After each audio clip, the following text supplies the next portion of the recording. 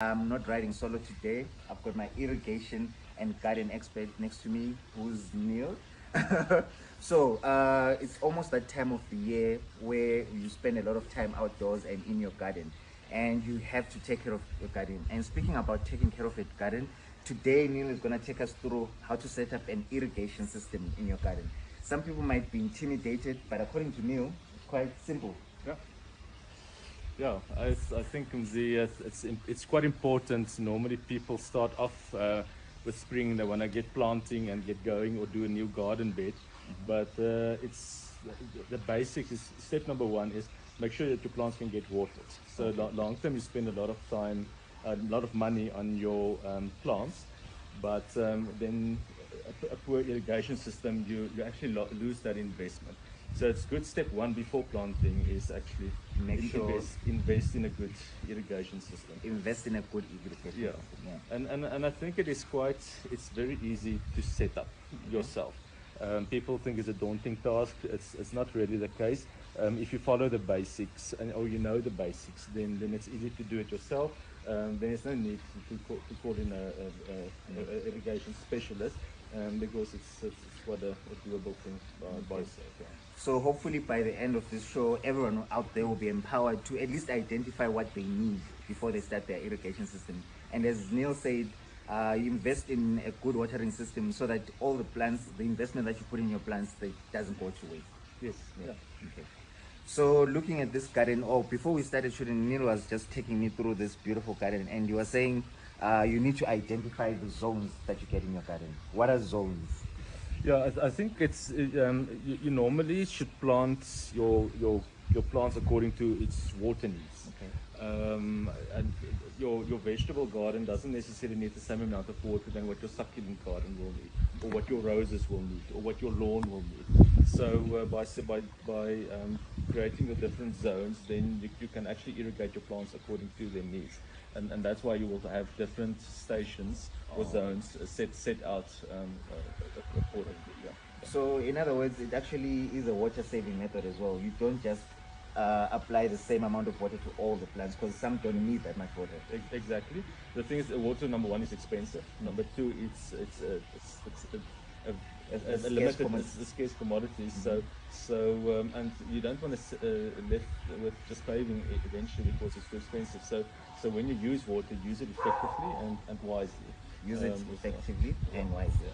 So looking at where we are standing right now, if we look at this section here, I would say, by my guess, we've got two zones. We've got the lawn and we've got the shrubs and some flowers over there. Yeah. So that's typical. So I think so. What in this garden setup here, we've divided into 5 zones in total. Okay. But yes, the flower bed is separate from the lawn. From the lawn. Yeah. So in this case, there's obviously no vegetables, but the roses and the perennial flowers that's planted here has got this kind of the same water need, whereas the kikuyu lawn needs much less water than what your flower beds will. Okay. So typically here are 2 zones. Yeah. Okay, so I can see you've already put in an irrigation system, but what Neil is going to do today is, as we say, first off you have to plan how you're going to do the irrigation and identify the zones as what Neil explained. In this case, we've got 5 zones, but at the moment we're looking at the lawn and the shrubs over there. Yeah. So we are going to take you to the table to walk you through what products you need and how to plant for your garden. And you might always remember that the products on these live shopping shows appear on your screen. All you do is click and add to cart, and by the end of the show you can check out. Let's move over to the table so we can see how we plan for an irrigation system. Now we have moved on to our table over here, and we're basically showcasing the type of product that you'll need. But before you even get to the product, Neil is gonna show us the zones that he's highlighted for this garden. Yeah, so in this, the typical setup here is we separated it according to the design of the garden. So flower bed and zone number 1, flower bed and zone number 2, flower bed and zone number 3, with a lawn on either side of the swimming pool. So in this case, it gives you 1, 2, 3, for 5 zones that we will look at. The water point in this garden is round about here.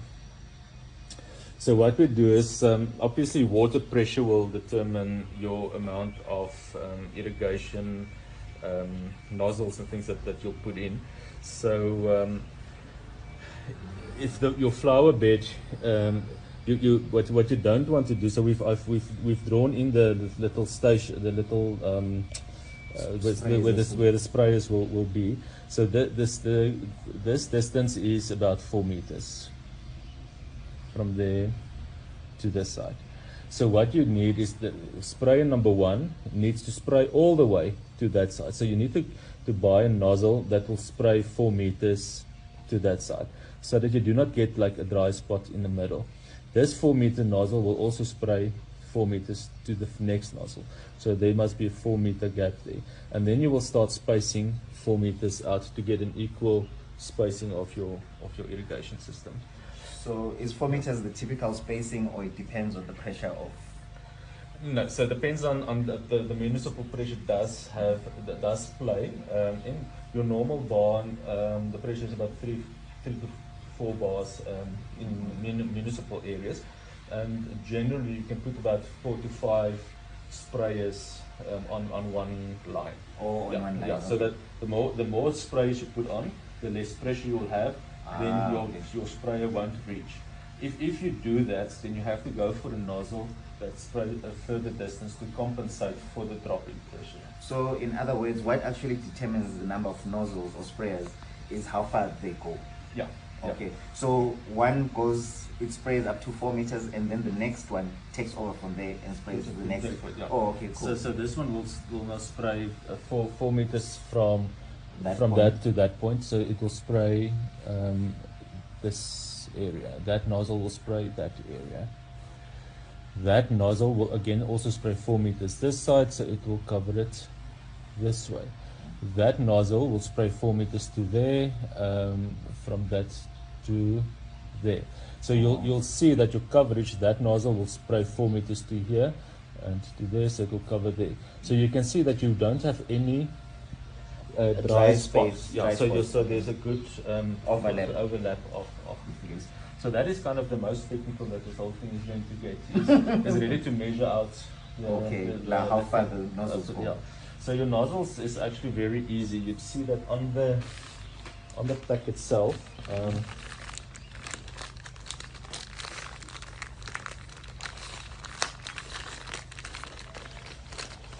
On the nozzle itself, it will say there. In this case, it is in my eyesight, 15 feet.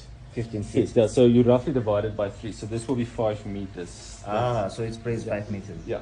So this one will, and it is it's adjustable. If your beds are in a different design or whatever. Oh my God! Look at this. So this is actually cool. So you can determine the direction of the spray, how it spreads. Exactly. Yeah. Okay. By just adjusting this, it opens wider. Does it even go 360? Yeah. Full nozzle, 360. It will have a small thing, but it's 360. But it does up to thing. So if you have only a narrow patch that you need to water, then you just turn it. Yeah. So in other words, if it's this one at the corner, I'll only open it enough so that it only sprays in that direction. In that scale, yes. Because you don't want to spray against your walls. You don't want to, because you're wasting water. Or onto paving or your strip around or whatever the case may be. Quite cool. Yeah. So that's really the thing. So in this case, it's we've set it out, and because of the distance there, that kind of determines your spacing between your nozzles there. Okay. And then so we will probably work up to about that point on zone 1, which will take us to about there. Okay, to give you a full to work with your water pressure and. So all these nozzles, do they all work the same way for the garden and the lawn, or do you need to get a special or different type of nozzle? So your beds is normally you use your riser pipe. This is a riser pipe. It's a riser pipe, and this is if you have tall shrubs, then you go higher and whatever, and you've got smaller. It starts from about 200 mil, 300 mils up to a meter on pipes that you can get. The higher it is, the bit more unstable it becomes. Okay. But yeah, so try to keep it as close as you can to the ground. But obviously, there's tall plants in between. You want it to spray over it or through it. Yeah, to make sure that it reaches the. Okay, speaking of the ground, what kind of pipe do you put under? So this normal LDP E. Okay, so that's the pipe. Yeah. So this is So it's quite a. You get ones that they use for plumbing, which is a higher bar, but this one is suitable. By higher bar, you mean it takes more pressure? More pressure. So that's more for. I guess I know something. So did you do a plumbing service? Yes, I did. I did. So, yeah, so this one is perfect for the garden. For irrigation purposes. This is the better one to use. Yeah. I think it's important to note that when you put it in, is make sure that you bury it deep enough. So the standard is 50 centimeters below. So like ground. half a meter below ground, you dig a trench, Yeah. and then you lay it down the pipe. Yeah. So that's really where the muscle comes in. But yeah, so once you've put it in, it's there for years. Okay. So And then you use what you use to connect the up. yeah, so typically you'll start with your with your controller first, or your tap or whatever. But this takes the pain out of irrigation. Okay. This is a irrigation control. It's irrigation controller. So you get different brands and whatever. So with All Leroy, available at Leroy Mallet. at Leroy. Yeah. So there's Rainbow Geola. There's different Types of brand. types of. Okay, so this is controllers, one yeah. controller, and this is another controller. I see. Does it come with an app? Yeah, so you can, if you're on holiday in wherever, and you know that it's raining a lot at your house, then you can remotely control Shut it off shutting or it switch it off. on. Yeah, exactly. Okay, Very much like your solar systems these days. So you can Nice. remotely control your Makes geysers, life whatever, easier. yeah.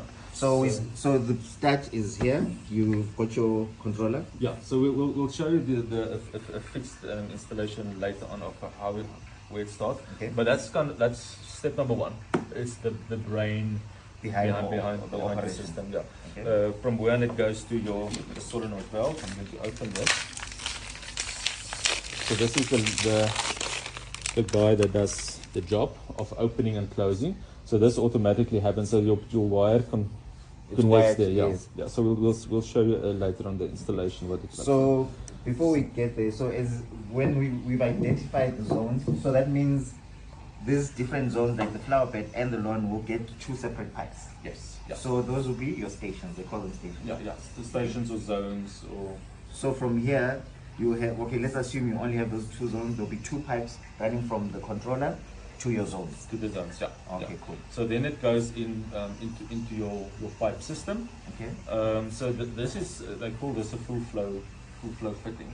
So and then this is a very easy thing to use.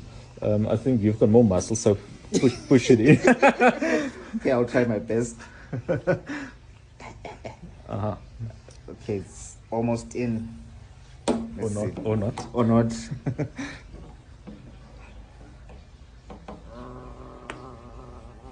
So There. if you My God. yeah. It's definitely DIY. Anyone can do this. Okay, Yeah, I've you got can my- do it. You can do it. So, yeah, if your pipe is it's quite hard. If it depends, it's a cold day, whatever. You can just like quickly drop it in hot water, Hot water. or with a light or whatever. Just like to make it softer. just like soft, and then push it in. Okay. So So this is like a friction connection. You don't need to put glue or anything. nothing. So once it's in tightly, and then it's in. So then it won't leak. So you must just make sure you push it in up to that point. Okay. Yeah. So make sure that it doesn't leak. Yeah. So that is then your first Then you can put fitting. Yeah. next fitting. Yeah. So then you have this thing, because you just need to connect from there to there. So this is 15 mils, and that is 15 mils, and this is a 15 mil socket. Turn it in.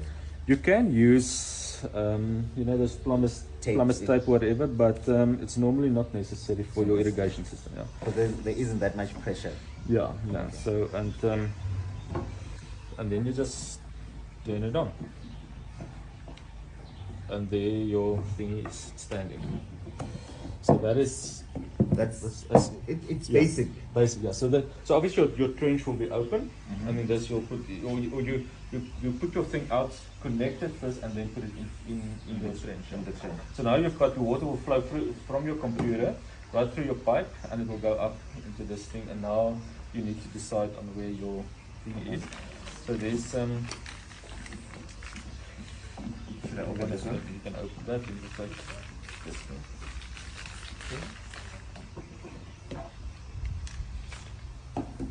Okay. So this is the connector as well. Yeah. So this is what they call a shrub adapter. Shrub adapter. Yeah. So it's ready for the shrub spray. That goes on. Oh, So, so that's zone 1. yeah. So so this will be your riser. So this is a little filter. So what this does is there's always a bit of Debris in the water. in the water. Yeah. So that, because if you don't have this in, then this thing clogs up. Then you get like a misformed type of spray.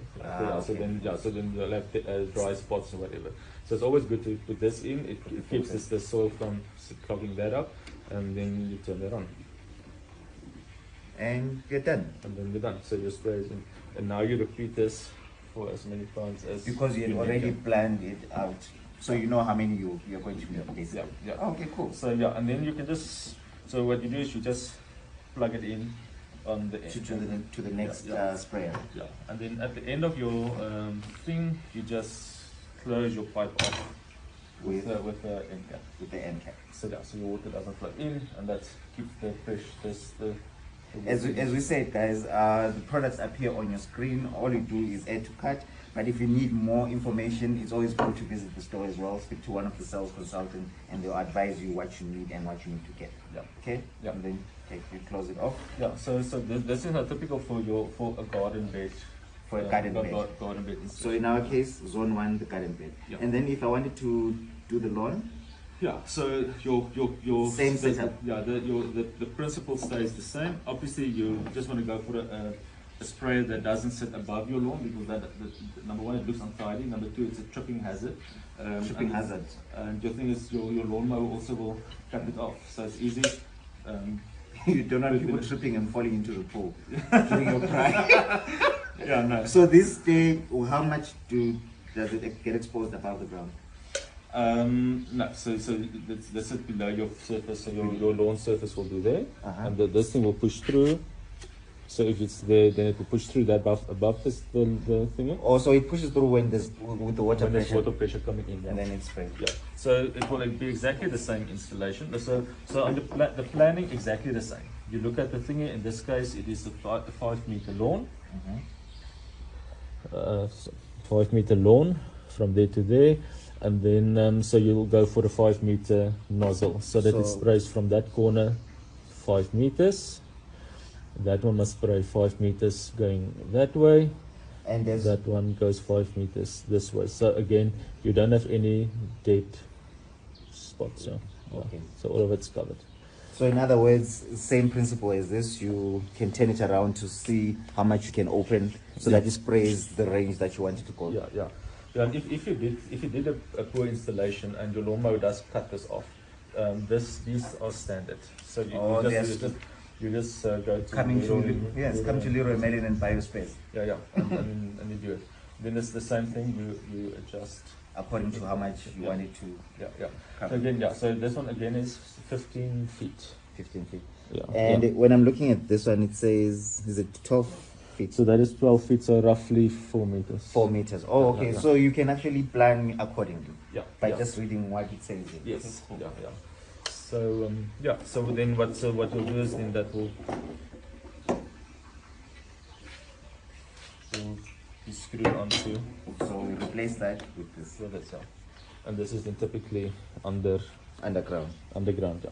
So with your grass level there, and this will pop up the moment that the water comes through. It will pop through your lawn, and it will spray. Yeah. Okay. Another question is, how long will this irrigation system last? Like underground, does this pipe, will it last for? No, it lasts. It lasts forever. So and that's what's important to bury it deep. Because you don't, when you cultivate, you don't cultivate 3 spades depth. So Or you must make sure that when you're working in the garden, you don't damage the pipes. exactly. Okay. So know where your lines are. So it's always good to put it on the side, so then you know your irrigation The lines are on the edge. on the edge. Yeah. Okay. So that the moment that you have your pipes going through, then you forget over time where you've buried it, or you've and you'll experience it if you bought the home. Then somebody else did it, so you don't know where those pipes are. So so But good practice is always on the side. And then at least 50 centimeters deep. Yeah. So then you have to plan your 50 centimeters here as well. Ah. So that will be. Or how much it will stick out, you must make sure. So if okay, cool. in the case it will be. And as you say, these pipes come in different sizes as well, so you would know. Exactly. Yeah. Okay. So even if your plants grow, you can always connect this higher. So so you can. You can use another this thing to extend the thing. Yeah. Oh, wow, but again, it becomes a bit more unstable the higher it is. Oh, okay, cool. So we've actually been to the garden, identified the garden. We came back to the table and we planned it according to how big the garden is and how many sprayers you'll need. So you start with the controller, you get your pipes, the solenoid, of course, that opens and shuts the water to the system. And bearing in mind that with the controller, it's two different pipes going to two different areas of the garden, because as Neil said, some areas need more water than others. So this, in our case, one station will be going to the shrubs and the other one will be going to the lawn. So the next step is to show you guys an installed controller and how it is actually set up and the different stations that we were talking about, where those different pipes go to and how you control the amount of water that goes to those stations. Yes. Yeah. I think before we switch over, I think it's important to note that people shouldn't mix the irrigation, the type of irrigation they use. Because a lot of the times you'll get people that will add a little thin pipe, the micro irrigation in because they want to get to that. So because they just want to water that spot. So if you go through, if you use this type of irrigation system, it gives the same amount of water flow to the whole area. The moment that you go to different, like a micro irrigation or a drip irrigation, some areas might not get the same amount of water as this. Or you have to, and remember what I said about you must use your water wisely. Yes. It is by having a good system, a uniform system, then you can manage your water usage. So, as you say, uniform system, the same type of pipe throughout that irrigation system. Don't plug in another type of irrigation with smaller pipes or bigger pipes. It won't work. So if you start off with a 20 mil pipe, maintain 20 mil. If you start off with a pop-up system for lawn, stick to that. Okay. And the same for the garden beds. If you start off with riser pipe, you can stick to that. So in other words, I cannot have the lawn sprayer and the riser pipe on the same line. Yeah. Okay. If it's dedicated for the lawn, it's for the lawn. If it's dedicated for the shrubs and for the shrubs, and then for your pots. Yeah, So that and if you've got herbs as well, dedicated line for it. Okay, makes sense. Yeah, and you'll also get people that they'll put that on top of it, so that it just looks unsightly and keep it a little bit nice and neat. Okay, cool. That's good. So can we go to the system? The system. Yes. Okay, cool. Let's move on to the system. Hi guys, now we are at the heart of this operation, the actual engine that runs the irrigation system. And as we mentioned before, we've got two different types, or you get two different types of controllers. This is an indoor controller. And we've been talking about stations that feed different zones in your garden. And this one goes up to 8 stations, as you can see. It's an indoor unit. Okay. Yeah, I think that the indoor unit, it really means that it should be undercover or in your garage, or it should be in a box. So in this case, the owner, it is undercover, and he has put it in some sort of a protection box because it doesn't have. You don't want those things to get wet. If it is just outside exposed, then this will not be the right one to use.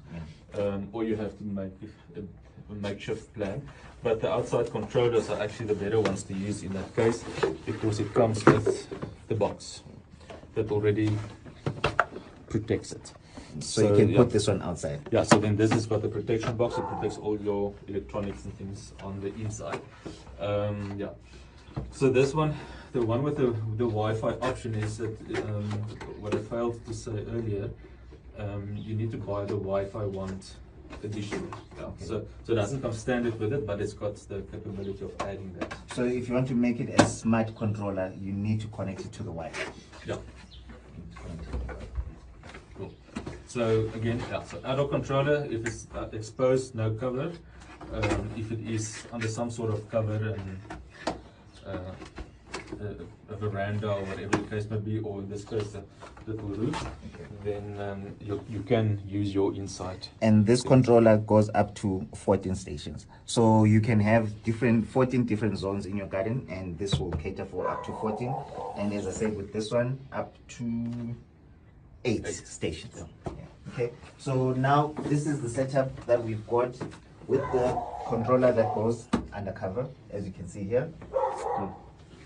So hold that.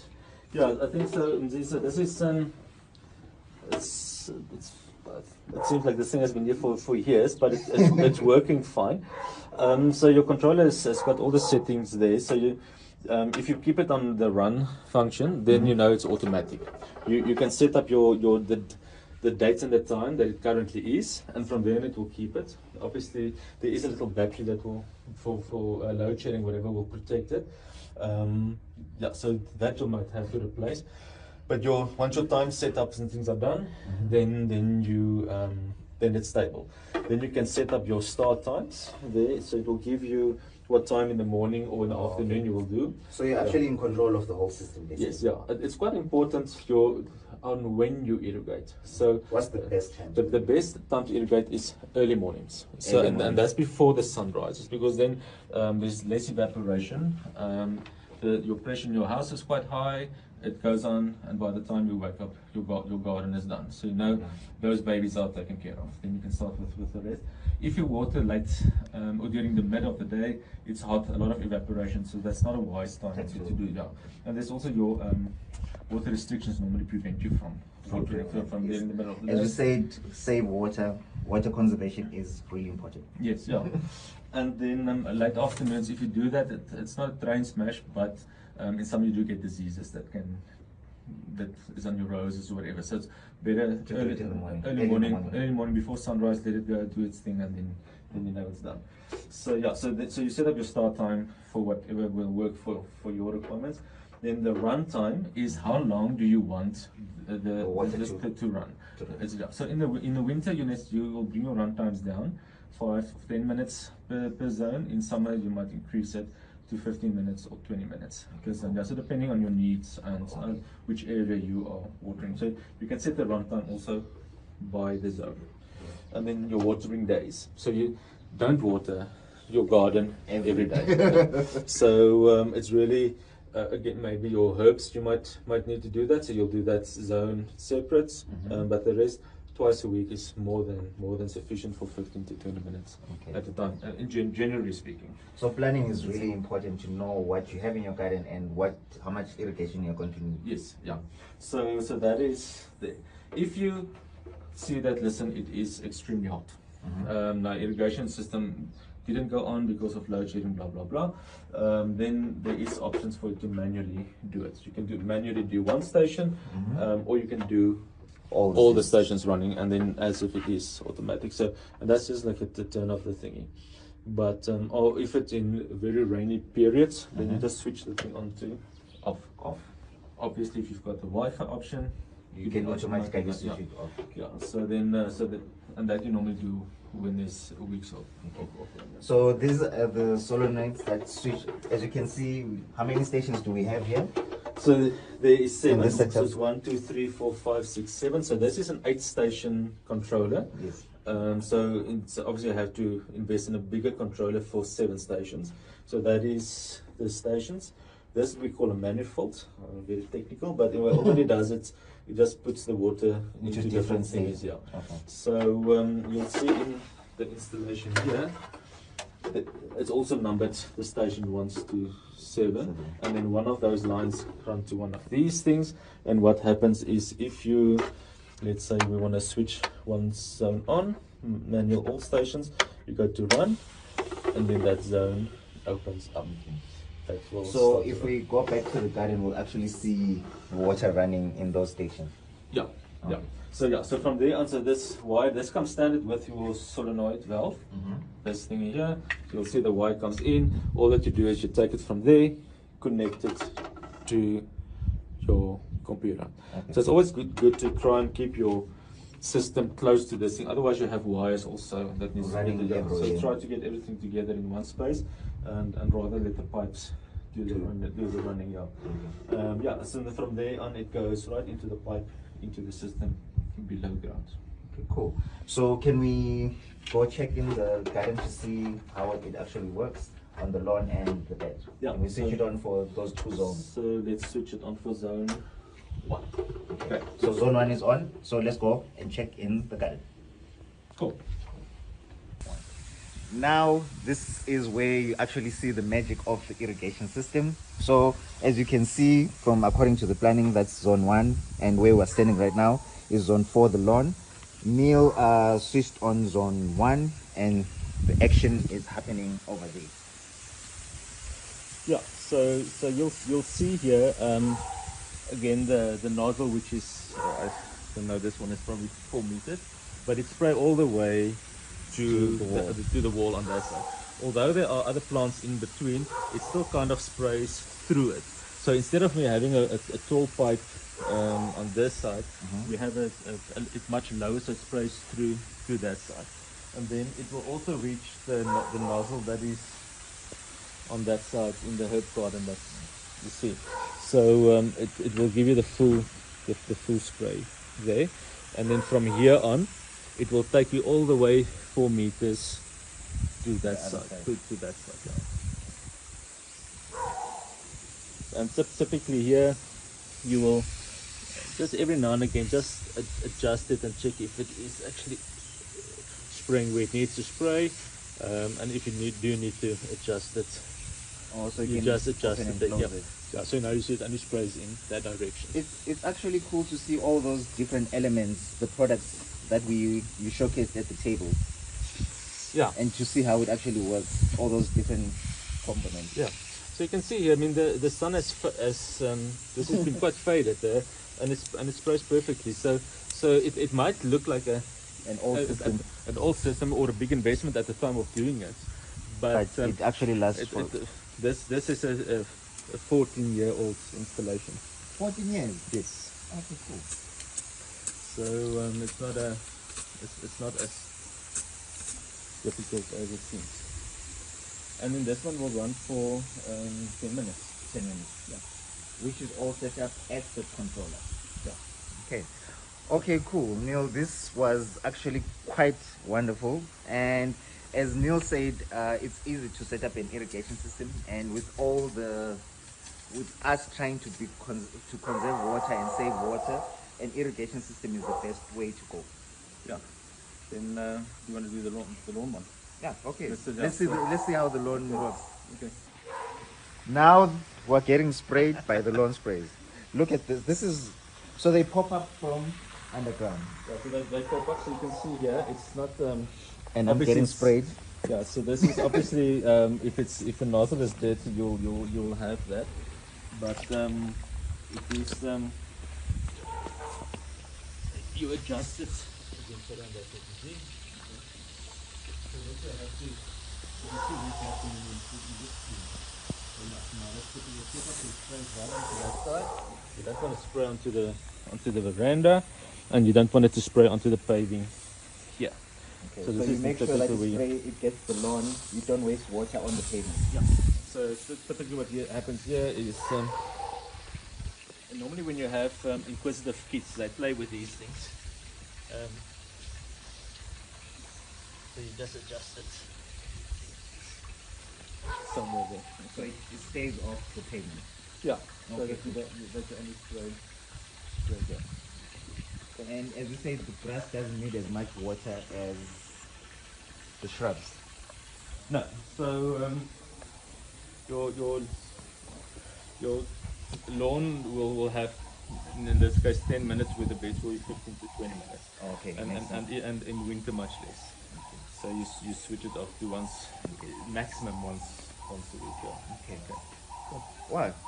thank you guys for joining us. This has been an eye-opener for me. I've actually learned quite a lot when it comes to irrigation, and I hope you guys have been empowered as well to know what to look out for and what to do when you want to have an irrigation system in your garden. Yeah. And all these products appear on your screen. You can get them at Leroy Merlin. Yeah, I think it's also important to know the sales advisors in store are more than equipped to handle or give you the right things.